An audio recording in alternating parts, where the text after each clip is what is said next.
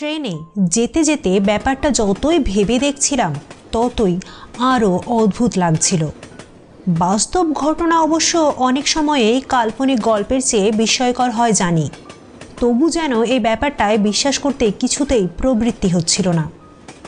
দুদিন আগেই বিমলের সঙ্গে আমার মেসের ঘরে প্রায় 1টা পর্যন্ত জেগে তুমুল তর্ক করেছি। শেষ পর্যন্ত এ বয়সের তর্কাতর্কির যা পরিণাম হয় তাও আমাদের বচসায় হয়েছে। দুজনেরই জেদ ও রাগ বেড়ে গেছে এবং পরস্পরকে যা তা বলে যুক্তির অভাব পূরণ করেছি। আমিও বলেছি, যেমন ছাতুখোরের দেশে জঙ্গলের মাঝে থাকিস তেমনি জঙ্গলি বুদ্ধিও হয়েছে।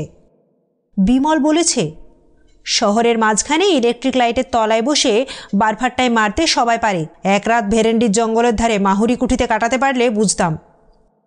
হেসে উঠে বলেছিলাম, কাটা আবার কি দরকার, তোর ভূত শহর আর ইলেকট্রিক লাইটকে এবার ডরায় কেন? বেছে বেছে যত পোড়ো বাড়ি আর জঙ্গলে না থেকে সেই তো এখানে এলে পারে। বিমল চটে উঠে জবাব দিয়েছে, তার দায় পড়েছে, তোর কাছে ভূত আছে এ কথা প্রমাণ করার জন্য তার তো কোনো মাথা ব্যথা নেই। বিমলকে আরও রাগিয়ে দিয়ে বলেছি, তার না হোক তোর তো আছে, তুই নিজে কি কোনোদিন মাহুরি কুঠিতে থেকে দেখেছিস? বিমল বলেছে, এখনো রাত কাটায়নি, তবে বাইরে থেকে যা দেখেছি তাই যথেষ্ট। আমি এ কথার উত্তরে এমনভাবে বিদ্রূপের স্বরে ওহ বলেছি যে বিমল মর্মাহত হয়ে চুপ করে গেছে। খানিক বাদে গম্ভীর মুখে শুধু বলেছে, সাহস থাকে তো সেখানে যাস। আমি ব্যঙ্গ করে বলেছি, গেলে অন্তত মাহুরি কুঠির বাইরে থাকব না। পরের দিন সকালে অবশ্য আমাদের এই তর্ক নিয়ে মন কষাকষির কোনো চিহ্ন আর ছিল না। বিমল সকালের ট্রেনে তার কাজের জায়গায় চলে যাবে। আমি স্টেশনে তাকে তুলে দিতে গিয়েছিলাম। আগের রাতে তর্কের কথা দুজনে একবার ভুলেও উত্থাপন করিনি, কিন্তু কে জানতো সে তর্কের জের অমন করে মিটবার নয়। দুদিন বাদে আমাকে সত্যি সত্যি ভেরেন্ডির জঙ্গলের উদ্দেশ্যে রওনা হয়ে পড়তে হবে, তাই বা কে ভেবেছিল। বিমল চলে যাবার পর একটা রাত পার হতেই দুপুরবেলা হঠাৎ টেলিগ্রাম পেয়ে স্তম্ভিত হয়ে গিয়েছি। বিমল মরণাপন্ন, এক্ষুনি আমার যাওয়া দরকার। টেলিগ্রামের মর্ম এই। শুরু হচ্ছে আমাদের আজকের গল্প, প্রেমেন্দ্র মিত্রের লেখা মাহুরি কুঠিতে এক রাত। গল্পটি শুনে যদি আপনাদের ভালো লাগে তাহলে অবশ্যই লাইক, কমেন্ট ও শেয়ার করবেন এবং আমাদের চ্যানেলে আজ প্রথম এসে থাকলে চ্যানেলটি অবশ্যই সাবস্ক্রাইব করে রাখবেন আরও এরকম নতুন নতুন গল্প শোনার জন্য। শুরু করছি গল্পের পরবর্তী অংশ। যাওয়া যে দরকার তাতে কোনো সন্দেহ নেই। ছোটনাগপুরের একটা নগণ্য স্টেশনে নেমে মাইল 10-12 গেলে ভেরেন্ডির জঙ্গল পাওয়া যায়। এই জঙ্গলের মাঝখানে একটা পুরনো তামার খনিকে নতুন করে আবিষ্কার করে আজ 2 বছর বিমল কাজ করছে। সে নির্বান্ধব পুরীতে যে সমস্ত কুলি মজুর নিয়ে দিন কাটায়, সাংঘাতিকভাবে অসুস্থ হয়ে পড়লে তারা যে কোনো সাহায্যই করতে পারবে না এটা ভালো করেই বুঝতে পারছিলাম। টেলিগ্রাম পাওয়ার পরই বিকেলে রওনা হয়ে পড়েছি।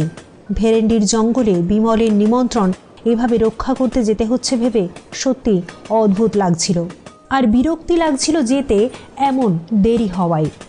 যে স্টেশনে নেমে ভেরেন্ডির জঙ্গলে যেতে হয় অত্যন্ত নিকৃষ্ট প্যাসেঞ্জার ছাড়া আর সব গাড়ির কাছে সে অস্পৃশ্য, তাই বাধ্য হয়ে প্যাসেঞ্জারে চাপলেই তার শামুকের মতো গতি ক্রমশই অসহ্য হয়ে উঠছিল। এতক্ষণে কি যে বিপদ সেখানে হচ্ছে কে জানে। বিমল অত্যন্ত শক্ত ধাতের ছেলে, সহজে সে কাতর কিছুতেই হয় না। সেই সুদূর জঙ্গলে একলা আজ সে 2 বছর যেভাবে বাস করে আসছে তা থেকে তার কাঠামোর পরিচয় পাওয়া যায়। সুতরাং অত্যন্ত বিপদে না পড়লে সে যে আমায় তার করতো না এ বিষয়ে কোনো সন্দেহ নেই। কিন্তু এরকম গদাই লস্করি চালের গাড়িতে আমি সেখানে পৌঁছবই বা কখন, আর তাকে সাহায্যই বা করব কি? বিকেলবেলা যে গাড়ি রওনা হয়েছিল সমস্ত রাত গুটি গুটি করে চলে ভোর প্রায় 5টার সময় টিনের চাল দেওয়া নিতান্ত অক্ষুটে চেহারার একটি স্টেশনে সে গাড়ি আমায় নামিয়ে দিল। প্ল্যাটফর্ম বলতে কাঁকর ফেলা খানিকটা জায়গা। ট্রেনের সবকটা পাদানি বেয়ে সেখানে নামতে হয়। স্টেশন নয়, মনে হলো যেন কোনো প্রান্তরে নেমেছি। শীতের রাত্রে ভোর 5টার সময় বেশ অন্ধকার থাকে, তার উপর গাঢ় কুয়াশায় স্টেশনের একটি মিটমিটে তেলের বাতি প্রায় অদৃশ্যই হয়ে গেছে।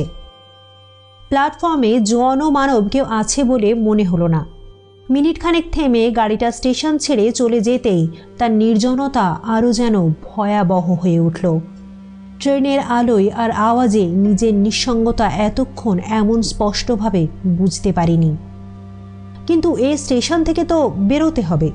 ভেরেন্ডির জঙ্গলের রাস্তা এখান থেকে 10-12 মাইল দূর। এইটুকু মাত্র জানি, কোন দিকে যেতে হবে সে সম্বন্ধে কোনো ধারণাই নেই। জিজ্ঞেসই বা কাকে করি? টিকিট চাইতেও তো কেউ আসে না দেখছি। স্টেশনের অস্পষ্ট বাতিটার দিকে এগিয়ে গেলাম। স্টেশন ঘরে কোনো না কোনো লোক নিশ্চয়ই আছে। সত্যি একেবারে আঁতকে উঠে দাঁড়িয়ে পড়লাম। মানুষ নয়, যেন বাঘের গলার আওয়াজ।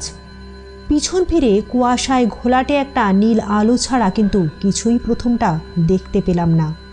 নীল আলোটা আর একটু কাছে এগিয়ে আসার পর বিশাল একটা বস্তার মতো জিনিস অস্পষ্টভাবে দেখা গেল।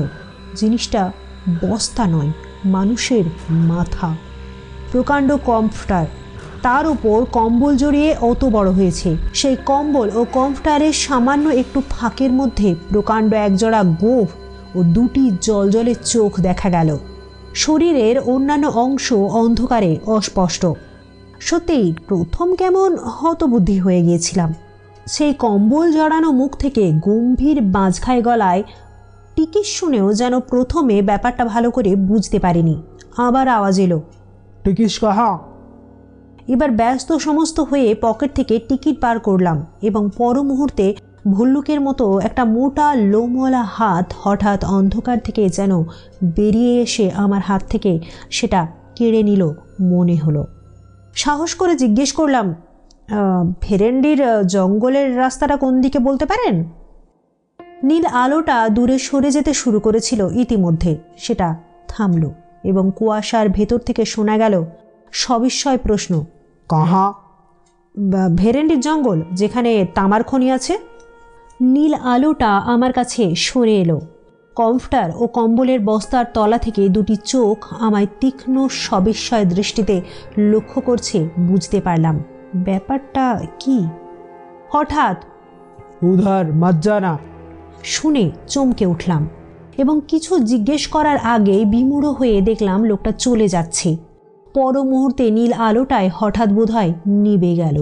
অন্ধকারে অন্তত আর কিছু দেখা গেল না। কিন্তু আমার এখন প্ল্যাটফর্মে দাঁড়িয়ে থাকলে চলবে না। স্টেশনের সেই আলোটি লক্ষ্য করে আবার এগিয়ে গেলাম।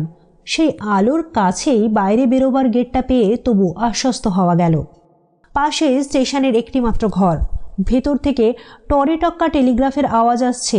গেট দিয়ে বেরোতে বেরোতে কৌতূহল ভরে একবার জানালা দিয়ে উঁকি মেরে সত্যি বিস্মিত হলাম। একটা কুলি বা চাপরাশিরও সেখানে দেখা নেই। বাইরেও কুয়াশাচ্ছন্ন অন্ধকার, শুধু একটা অস্পষ্ট পায়ের ধূসর ধোঁয়াটে রেখা কোনো রকমে চেনা যাচ্ছে। আপাতত আর কোনো পথ না দেখতে পেয়ে সেটিকে অনুসরণ করায় যুক্তিসঙ্গত মনে হলো। খানিক বাদেই অন্ধকার কেটে গেলে আর ভাবনার কিছু থাকবে না, তখন কাউকে জিজ্ঞেস করলেই চলবে।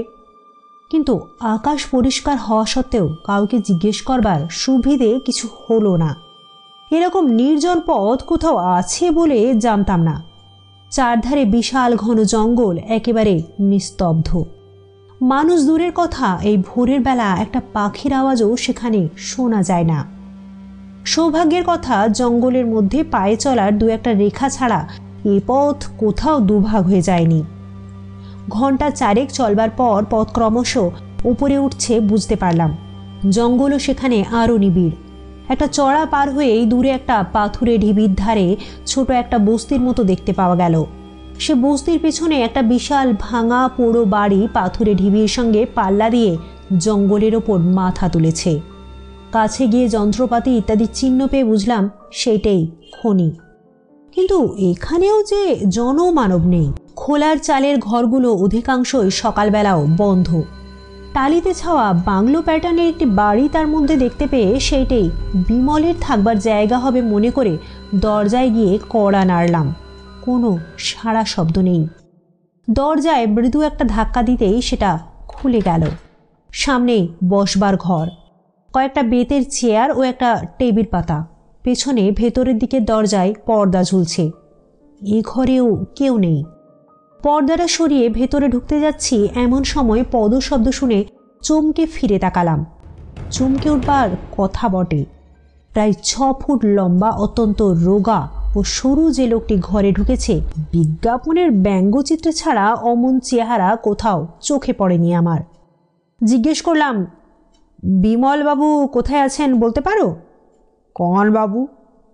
বিমলবাবু, আমি তার অসুখে টেলিগ্রাম পেয়ে আসছি, কেমন আছেন এখন? ইঞ্জিনিয়ার বাবুকো মাংতা, বলে লোকটা হাতের ও মুখের অপরূপ একটা ভঙ্গি করল। কিছু বুঝতে না পেরে বললাম, ইঞ্জিনিয়ার বাবুই হলো, কিন্তু তিনি কোথায়? লোকটা আমার দিকে খানিক অদ্ভুতভাবে তাকিয়ে থেকে যা বলল, তার মর্ম বুঝতে আমার মিনিট 2 লাগলো এবং তারপর স্তম্ভিত হয়ে আমি ঘরের একটি চেয়ারে বসে পড়লাম। তারপর ধীরে ধীরে সমস্ত ব্যাপারটা শুনলাম। আমি টেলিগ্রাম পেয়ে যখন ট্রেনে রওনা হয়ে পড়েছি, তখন বিমল এই জগৎ থেকেই রওনা হয়ে গেছে। সবচেয়ে আঘাত পেলাম যেভাবে সে মারা গিয়েছে তার বিবরণ শুনে। এক হিসাবে আমি তার মৃত্যুর জন্যে দায়ী, কারণ কোনো অসুখে বিমল মারা যায়নি। তার মৃত্যু অত্যন্ত রহস্যজনক। কলকাতা থেকে ফিরে এসে বিমল বোধহয় আমার বিদ্রূপ স্মরণ করেই জেদের বসে মাহুরি কুঠিতে সমস্ত রাত একলা কাটায়। তার সঙ্গে যারা কাজ করে তারা সকলেই মানা করেছিল, কিন্তু সে শুনেনি। শেষ রাত্রে একটা অদ্ভুত গোঙানি শুনে তার বেয়ারা রামদিন ঘর থেকে বেরিয়ে এসে বাইরের মাঠে বিমলকে অচৈতন্য অবস্থায় পড়ে থাকতে দেখে। ধরাধরি করে তাকে ভেতরে তুলে আনার পর দেখা যায় তার মাথায় গভীর আঘাতের চিহ্ন, গায়েও নানা জায়গায় দাগ আছে। সে নিজেই পড়ে যাক বা কেউ তাকে ফেলে দিয়ে থাকুক, কোনো উঁচু জায়গা থেকে পড়ার দরুন যে তার মাথায় দারুণ চোট লেগেছে এ বিষয়ে কোনো সন্দেহ ছিল না। অনেক সেবা শুশ্রূষার পর সকালের দিকে আধ ঘন্টাটাক তার জ্ঞান হয়েছিল। সেই সময়েই সে আমায় টেলিগ্রাম করতে বলে, কিন্তু তারপর উন্নতির বদলে ক্রমশ তার অবস্থা খারাপের দিকে যেতে থাকে। বিকেল 4টের সময় সে মারা যায়। এদেশের লোকের, বিশেষত অশিক্ষিত কুলিমজুরদের কুসংস্কার অত্যন্ত বেশি। তাদের ইঞ্জিনিয়ার বাবুকে ভূতেই যে ফেলে দিয়েছে এ বিষয়ে তাদের কোনো সন্দেহ নেই। সেই জন্য বিমলের মৃত্যুর পর তার সৎকার করে তারা সদল বলে খনির বস্তি থেকে চম্পট দেয়। আমি সেই জন্যই সকালে এসে কাউকে কোথাও দেখতে পাইনি। বেচারা রামদিনও পালিয়েছিল। যাবার সময় তবু বুদ্ধি করে সে স্টেশনে আমার ঠিকানায় আর একটা তার করে দেয়। আগেই রওনা হবার দরুন আমি সে তার পাইনি। যে স্টেশন মাস্টার সে তার নিজের হাতে পাঠিয়েছিল, তার অদ্ভুত আচরণের ও কথাবার্তার মানে এবার যেন একটু বোঝা গেল। যার কাছে সমস্ত খবর পেলাম, ব্যঙ্গচিত্রের মতো চেহারার অদ্ভুত সেই লোকটি রামদিন। আজ সকালবেলা সে সাহস করে বাবুর জিনিসপত্রের তদারক করতে কিংবা চুরির মতলবে যে কারণেই হোক ইঞ্জিনিয়ার বাবুর কুঠিতে এসেছে। সমস্ত ব্যাপার শোনার পর আমার মনের অবস্থা যা হলো তা বর্ণনা করা অসম্ভব। বিমলের এ পরিণামের কথা আমি স্বপ্নেও ভাবতে পারিনি, কিন্তু এ ব্যাপারের পর চুপ করে চলে যাওয়াও আমার পক্ষে অসম্ভব। ভূতি হোক আর যাই হোক, এ ব্যাপারে রহস্যভেদ আমায় করতেই হবে। আমার সংকল্প আমি তখনই ঠিক করে ফেলেছি। ভেরেন্ডির জঙ্গল থেকে নিকটস্থ থানা প্রায় 1 বেলার পথ। দুপুরে রামদিনকে দিয়ে সেখানে খবর পাঠিয়ে আমি রাত্রের জন্য প্রস্তুত হতে লাগলাম। আর কিছুর জন্যে না হোক, অন্তত বিমলের কাছে দেওয়া আমার প্রতিশ্রুতি রাখবার জন্যেই মাহুরি কুঠিতে 1 রাত আমায় কাটাতে হবে। তার জন্যে আয়োজন অবশ্য বেশি কিছু করবার নেই। শুধু একটা জোরালো বৈদ্যুতিক টর্চ ও একটা ছোট লোহার রডই আমি সঙ্গে নেব ঠিক করলাম। সন্ধ্যের আগে রামদিনের ফিরে আসবার কথা, কিন্তু রাত প্রায় 7টা হয়ে গেলেও তার কোনো পাত্তা পাওয়া গেল না। মুখে আমায় কথা দিলেও ভূতের ভয়ে সে শেষ পর্যন্ত সরে পড়েছে বুঝতে পারলাম, কিন্তু পুলিশের লোকেরও দেখা নেই কেন? রামদিন কি থানায় খবরও তাহলে দেয়নি? জঙ্গলের মাঝে পরিত্যক্ত খনির বস্তিতে আমি সম্পূর্ণ একা। রাত 9টা বাজবার পর আর অপেক্ষা করতে পারলাম না। পুলিশের লোক আসুক বা না আসুক, মাহুরিকুঠি বেশি দূর নয়। দিনের বেলা বাড়িটিকে ভালো করে লক্ষ্য করে দেখেছি। প্রকাণ্ড দোতলা 2 মহলা কুঠি। কি খেয়ালে যে এখানে এত বড় বাড়ি কেউ নির্মাণ করেছিল বোঝা কঠিন। বাড়িটির অবশ্য অত্যন্ত ভগ্নদশা। বড় বড় গাছ তার দেওয়াল ভেদ করে বেড়ে উঠেছে। বাইরের দিকের ঘরগুলোর জানালা দরজার চিহ্ন আর নেই। এই শুকনো দেশেও ভেতরের ঘরগুলোতে শ্যাওলা ও আগাছা জন্মেছে প্রচুর। ভাঙা দেউড়ি দিয়ে বাইরের মহল পার হয়ে গেলে ভেতরের বিশাল যে সমস্ত গোলক ধাঁধার মতো অসংখ্য ঘর পাওয়া যায়, দিনের বেলাতেও সেগুলো অন্ধকার। দরজা জানলা অধিকাংশেরই নেই। যেগুলোর আছে সেগুলো কবজা থেকে খুলে পড়েছে। আসবাবপত্র অনেক ঘরে এখনও অত্যন্ত জীর্ণ অবস্থায় টিকে আছে। শুধু বোধহয় ভূতের ভয়ে চোরও সেখানে প্রবেশ করেনি বলে। অমূলক ভয় আমার নেই, তবু টর্চাতে দেউড়ি দিয়ে মাহুরিকুঠিতে প্রবেশ করবার সময় নিজের অনিচ্ছা সত্ত্বেও গা ছমছম করে যে উঠেছিল তা স্বীকার করতে বাধ্য হচ্ছি। এমন গাঢ় জমাট অন্ধকারের সঙ্গে পরিচয় আমার সত্যি কখনো হয়নি। টর্চের আলোতে যেন সবলে তাকে কেটে বেরোতে হচ্ছে। বাইরের মহলের পর নিচের সমস্ত ঘরগুলো ঘুরে দেখে ভেতরের মহলে ঢুকলাম। নিচের ঘরগুলোর দুর্দশা অত্যন্ত বেশি। আগাছায় মেঝে প্রায় ছেয়ে গেছে। ইট সুরকি পাথর জায়গায় জায়গায় পড়ে আছে স্তূপাকার হয়ে। ঘরগুলোতে ঢোকাও বিপজ্জনক। সে সমস্ত ঘর ছেড়ে এবার ভগ্নপ্রায় সিঁড়ি দিয়ে দোতলায় উঠলাম। দোতলার ঘরগুলো এখনও অনেকটা ভালো অবস্থায় আছে। একটার পর একটা টর্চের আলোয় ভালো করে পরীক্ষা করে যেতে যেতে কিন্তু অস্বাভাবিক কোনো কিছুই দেখতে পাচ্ছিলাম না। বিমলের মৃত্যুর রহস্য এ বাড়ির সঙ্গে জড়িত না থাকলে অনায়াসে মনে করা যেত যে নেহাত কুসংস্কারের দরুন এখানকার লোক এই বাড়িটিকে এমন বিভীষিকাময় করে তুলেছে। বাড়িটির একটি বিশেষত্ব অবশ্য আগেই উল্লেখ করেছি।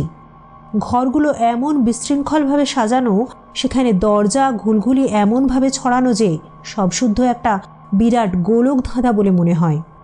এক ঘর থেকে আরেক ঘরে যেতে যেতে পথ গুলিয়ে ফেলবার সম্ভাবনা এখানে অত্যন্ত বেশি।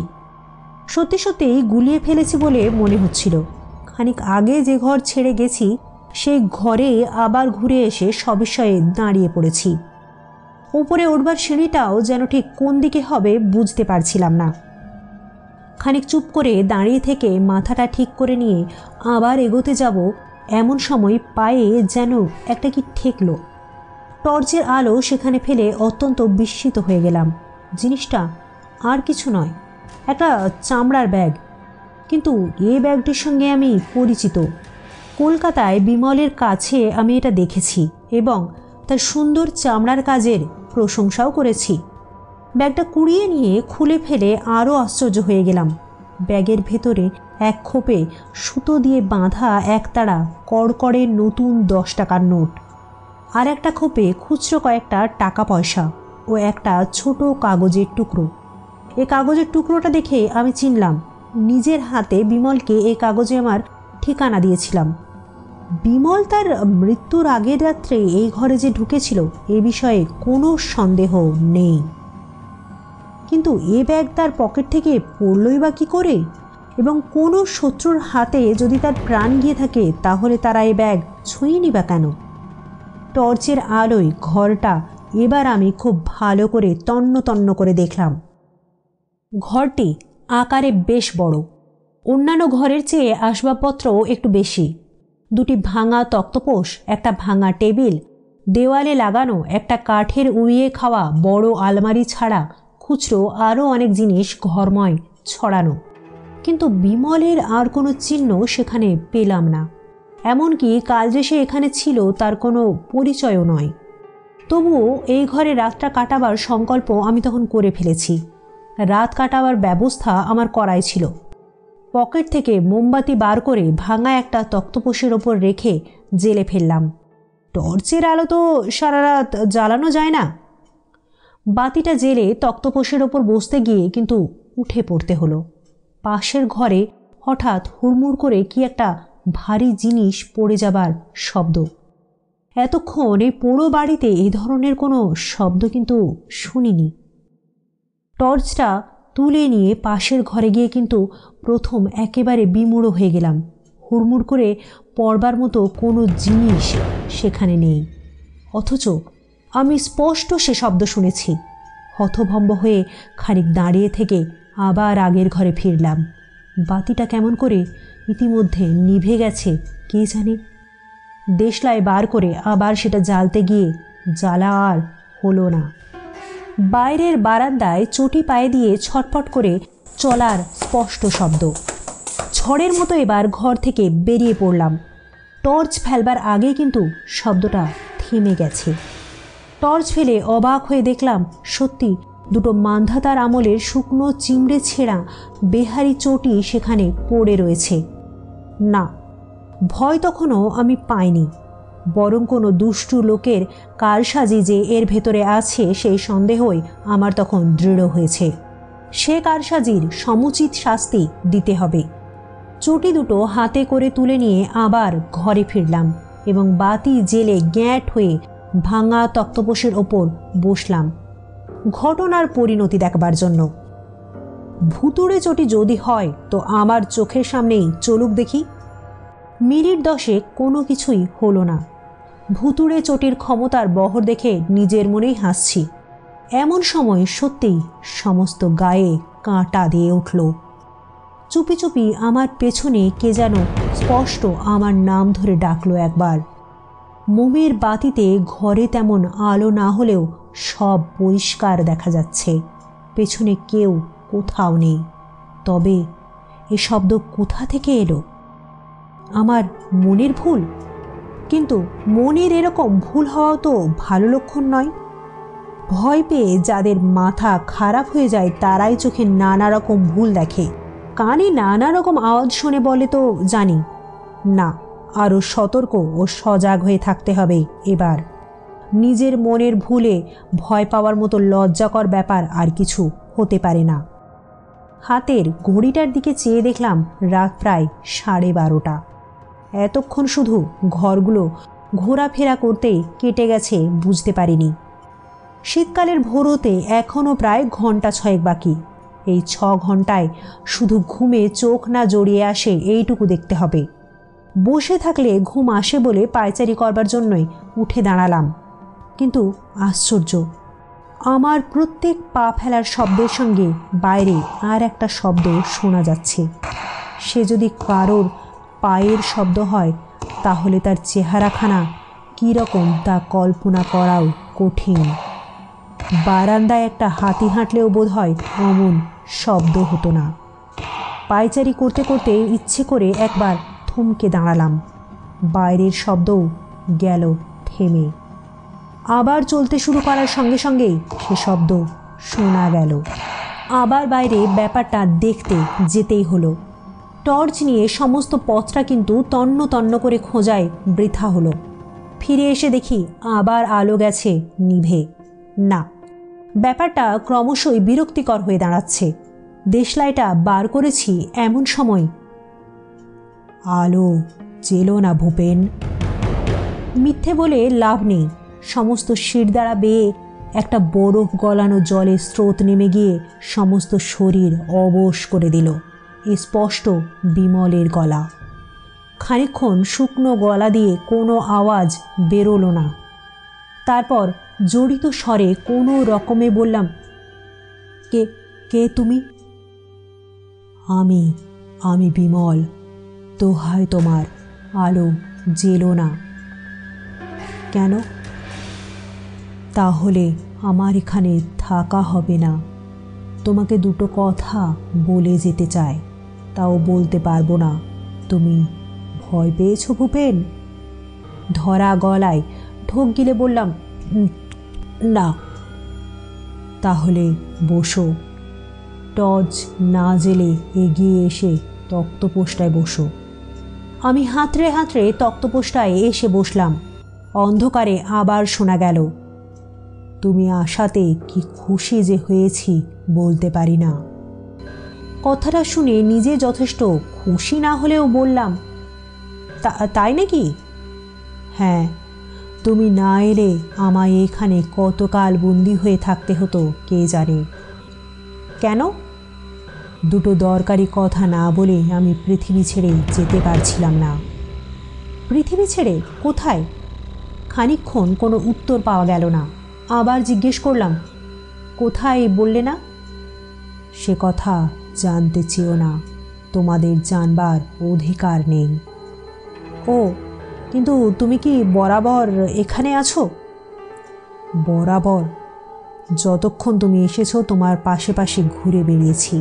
এখন একটু তোমার পাশে বসবো? তাড়াতাড়ি বললাম, না না, কি দরকার? কিন্তু ওসব শব্দ টব্দ কী করছিলে? আমি? না না, আমি নই, ওরা সব করেছে। সভয়ে সবিস্ময়ে জিজ্ঞেস করলাম, ওরা?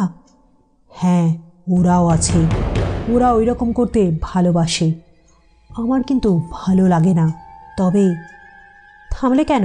কি তবে? তবে অনেক দিন পৃথিবীতে থাকতে হলে বিরক্তি আসে, তখন ওই সব বদ খেয়াল হয়। ওরা কি অনেক দিন আছে? অনেক দিন। যোধমল তো মানসিংহের সঙ্গে মনসবদার হয়ে এসেছিল, আর দেবদত্ত অশোকের সময়ে। এতদিন ওরা কেন এখানে আছে? কি করবে, মায়ার বন্ধন। যোধমল এখানকার এক রাজকোষ লুট করবার সময়ে দামি একটা মতির মালা পেয়ে এক জায়গায় লুকিয়ে রেখেছিল।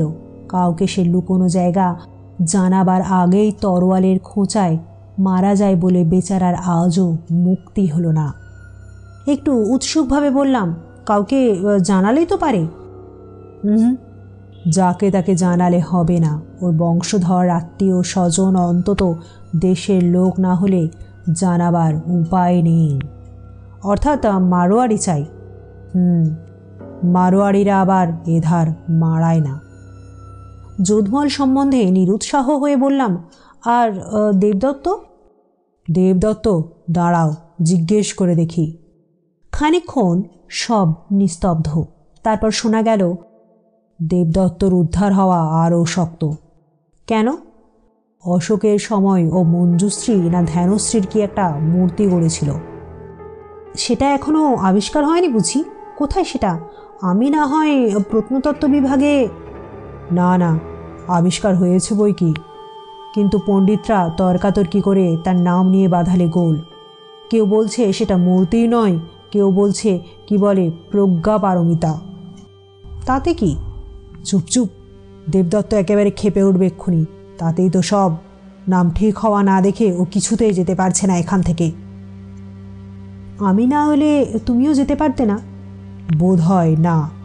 ওসব বদখেয়াল। তাও হয়তো হতো এক্ষুনি। মাঝে মাঝে কীরকম নিষ্পিস করে। কি নিষ্পিস করে? হাত? একটু হাসির শব্দ শোনা গেল। হাত তাকে বলে না, তবে। গলার স্বরে অত্যন্ত অস্বস্তি বোধ করলাম। যাজ্ঞে ভাই, তোমার কি কথা ছিল না? যা বললেই তোমার ছুটি। হ্যাঁ, ছুটি, একেবারে ছুটি। একটু ভয়ে ভয়ে জিজ্ঞেস করলাম, বলা হলেই তুমি চলে যাবে? তৎক্ষণাৎ। কিন্তু তুমি চলে গেলে এই যোধমল আর দেবদত্ত? না না, তোমার কোনো অনিষ্ট করবে না, আমার বারণ আছে। তবে বলো এবার। এই বলছি। ও আবার কি? ও কিছু না, কিন্তু হেঁচকির মতো শোনালো যেন। পাগল, হেঁচকি কোথায়? কিন্তু আমরা তো ওকেই হেঁচকি বলি। আমরা বলি না। তবে কি ওটা? ও আমাদের ভৌতিক দেহের বুৎকার। বুৎকার কি? ও কথার মানে তোমরা বুঝবে না। ওটা ও জগতের কথা। ও জগতের কথা আলাদা নাকি? এতক্ষণ তো বেশ বাংলা বলছিলে। অনেক কষ্টে অনুবাদ করে বলতে হচ্ছিল, কিন্তু বুৎকারের অনুবাদ হয় না। না ভাই, এটা হেঁচকি। ওহো, বুৎকার। আমি তাহলে আলোটা জ্বালছি। দোহাই তোমার, এখনো আমার কথা বলা হয়নি। কথা তুমি পরে বলোক্ষণ, এখন একটু জলের চেষ্টা দেখি। আমাদের জল লাগে না, আলো জ্বাললেই আমায় চলে যেতে হবে। তা না হয় খানিক চলে গিয়ে তোমার বুৎকারটা থামিয়ে এসো। বলে সত্যি দেশলাই বার করে মোমবাতিটা জ্বেলে ফেললাম। কিন্তু এ কি, সত্যি ঘরে যে কেউ নেই, এ কি ব্যাপার? বিমল, তুমি আছো এখানে? বিমলের কোনো উত্তরের বদলে শোনা গেল কয়েক সেকেন্ড মাত্র বিমূঢ় হয়ে দাঁড়িয়ে থাকবার পর আমার মনে কোনো সংশয় আর রইল না। এগিয়ে গিয়ে কড়া দুটো ধরে সজোরে কাঠের আলমারির পাল্লা দুটো আমি খুলে ফেললাম। এ কি বিমল, তুমি সশরীরে? বিমলের গলা থেকে বেরোলো। ব্যাপারটা এতক্ষণে বোধহয় অনেকখানি বোঝা গেছে। হেঁচকিটুকু উঠে সব না খেঁচড়ে দিলে বিমলের ফোন দিকে সার্থক বলা চলত। তার টেলিগ্রাম আমি বিশ্বাস করেছিলাম এবং আগের দিন মাইল 10 দূরের এক মস্ত মেলার জন্যে খনির লোকজনকে ছুটি দেয়ায় তার অন্যদিকে সুবিধে হয়ে গিয়েছিল। শুধু রামদিনকে এর মধ্যে তাকে টানতে হয়েছিল। পোড়ো বাড়িতে তার দুর্মুষ ফেলা ও পেটানোর আওয়াজের যে নমুনা সে দেখিয়েছে, তাতে তারিফ তাকে অবশ্যই করতে হয়।